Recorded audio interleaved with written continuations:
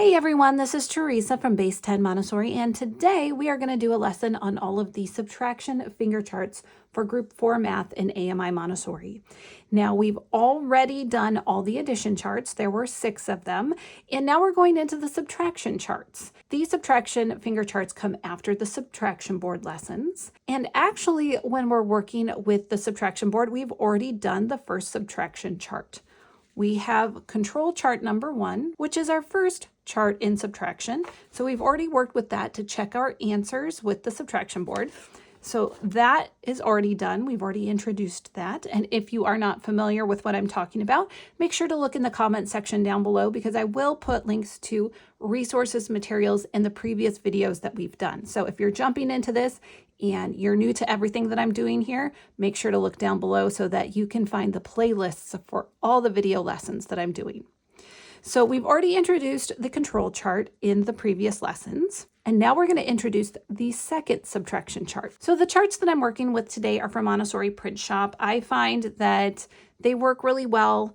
I don't mind that they're paper. You could pay for more expensive materials like the wooden finger charts from Neen House or other Montessori vendors, or maybe even some of them on Amazon. However, I prefer just to work with these. They're simple. If something gets damaged, I can replace them really easily, and I just find them very convenient if parents are looking for resources to work on at home. So they're affordable and they're easy to print. So that's what I'm working with today, but you certainly have the option to get something nicer if you prefer a more sturdy material. So I just want to point that out before we get started. I do have affiliate links for both Montessori Print Shop and Amazon materials if you're looking for Montessori materials. So check that down below if you need something. So let's look at subtraction chart number 2. And when it comes to subtraction, we don't have very many charts. Remember that addition had 6 charts, while subtraction is only going to have 3 charts, and one of those is the control chart. So this is going to be pretty simple today. We've already introduced the control chart, so now we're going to show the subtraction chart. And to start that, we're going to have a box of labels. I printed these out from Montessori Print Shop as well. I just printed them onto green paper. So we're going to have a box of equation slips, and you can always write those yourself or buy them for a couple bucks off of Montessori Print Shop. Let's just pick any one. We're not going in any order. In the previous lesson on the subtraction boards, we had booklets. These are going to be all random. It doesn't matter what order you choose them in. And we're going to find our first equation. And I'm going to write 13 minus 4 equals. Now, I did point out in my previous lessons that this graph paper that I'm using right here, I believe it is still free on the Montessori Print Shop website. So if you're looking for a free template for this graph paper, I believe it's still in their free section. I'll try to link to that as well. So we have 13 minus 4 equals. We have our equation. Now we have to orient our student to our subtraction chart. So the first thing we need to do is point out our minuend. That's 13. And we're going to point out to our student that these red numbers at the top and going down here, these are our minuends. That's where we're going to find that first number, 13. And right here, the 4, that's our subtrahend. We're going to find that in our blue numbers right here. And notice the limitation goes up to 9. We're not going to work with a subtrahend larger than 9, and we're not going to work with a minuend larger than 18. So if we want to do 13 minus 4, we're going to slide our fingers together until they meet. Very similar to that addition chart, but we are going to have a minuend and a subtrahend. Slide it together, and the answer is 9. And we call the answer the difference. I always like to turn my slips over so I know which ones I've done. Let's write 15 minus 6. 15 minus 6 equals, let's find our minuend. 15 minus 6 equals 9. And so they can keep going through this as much as they want or as much as you would like them to accomplish. And of course, when we're done, we only have one control chart for subtraction. So we're going to ask our students to go and correct their own work. Control chart number 1, we've already used that with the subtraction board, so they should be fully oriented to this by now. So when we're looking for our control of error, we're going to look for the table of 13. And right here we have 13, and then we're going to look for 13 minus 4, 9. And then we'll go on to 15, which will be right here, 15 minus 6. Also equals 9. And then for Montessori Print Shop, you can go ahead and cut these out and glue them together so they look like the proper subtraction control chart that you would get from a Montessori vendor. Or you can do what I do and just have it on 2 separate pages. If flipping it over is too complicated for your student, if you have a really young student, I would advise you to probably cut it out, glue it together, paste it so it's one big chart. However, if you have older students that grasp this pretty easily, I wouldn't worry about it. I just leave it like this and have them look for the tables they need to correct their work. So that was the first subtraction chart, and now we only have one left. So this is the third subtraction chart, which is the dreaded blank chart. And I've already gone over why I say this is the dreaded blank chart when I was going over addition. And for my students, they have never really warmed to the idea of having all these tiles to work with. So I don't want to repeat myself too much from that addition lesson because I already covered that extensively. So I would advise you to go back and look at that lesson if you haven't. But for the moment, let's take a look at subtraction. As you can see, these 2 charts are exactly the same. But these numbers are missing. Now, ideally, if I was giving this to a student, I wouldn't be printing chart 2 on the back of this one. This one's just my copy for making copies on the copy machine. So I would print this out without this chart on the bottom side, just to make that clear. So if you have a nice wooden chart and wooden tiles, you know, that's beautiful. That's wonderful. I don't have that to show you today. I only have these paper copies. And if you were to set up the subtraction work chart 3 for the first time with your student, it would look like this.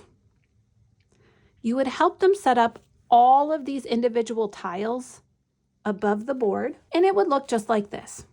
Now, these would all be cut out into individual pieces, as you see. I have not done that because I don't particularly like working with the tiles. It hasn't been my favorite thing. If that's something that's gone really well in your classroom, if your students love doing the tiles, I would love to hear from you because I haven't seen a whole lot of students take to the tiles. So I'd really like to hear from other people out there who may be using this in their classroom successfully, because it hasn't worked that well for my students, because any little bump, any little mistake, and all this stuff gets messed up really easily. And so what I like to do is I like to use the paper charts. I'll have them write it in. Maybe they even can glue and paste them in. That's why I like the paper versions. I have more options for how this is done. You could also laminate this, use a dry erase marker for them to fill it in, whatever works best for your environment. But I really feel bad for my students when they work really hard to set all this up and then it starts getting messy and they have to reset it and reset it and reset it. And I find that that can be difficult. So you might want to limit it, even if you just say we're going to work with equations with these numbers this one day. So, or do something like this. We'll just do half the chart or something like that, where you're limiting their difficulties with this chart unless it's really easy for them. Otherwise, you know, try to have an open mind with how you work with these blank charts. So when we use these blank charts, if you're going to do the official AMI way and set all these tiles up individually above this board, we're going to start by showing how to do our first equation. Now they've already used Subtraction Chart 2, so this is going to work exactly the same way. We don't need to orient them too much again, so we can just keep going. So we're going to find our minuend, 13, and our subtrahend, minus 5. So 13 and 5. We need to fill this in. Now, because the goal, the direct purpose of these lessons is the exploration and memorization of math facts, this should be something that they should be able to do in their head. They should be able to figure it out. They have already done the exploration part. Now we are working on that memorization part. And if they make a mistake, as always, at the very end, we're going to do a control of error and show them how to correct anything that might be wrong. So at this point, the goal is that they have this memorized enough, or they can get to the point where they can figure this out in their head just enough. So 13 minus 5. And you'll ask them if they can figure that out. And if they were using the tiles, they'd go and they'd pick up a tile and they put it in the correct spot. So if I had these all cut out, I'd pick up the 8 and I'd put it right there. And I would hope that nobody would bump my work so that would go out of place. And then I would move on to my next equation. Now, when it comes to these blank charts, you really only need the blank chart and the equation slips. You don't have to write anything down on the graph paper itself.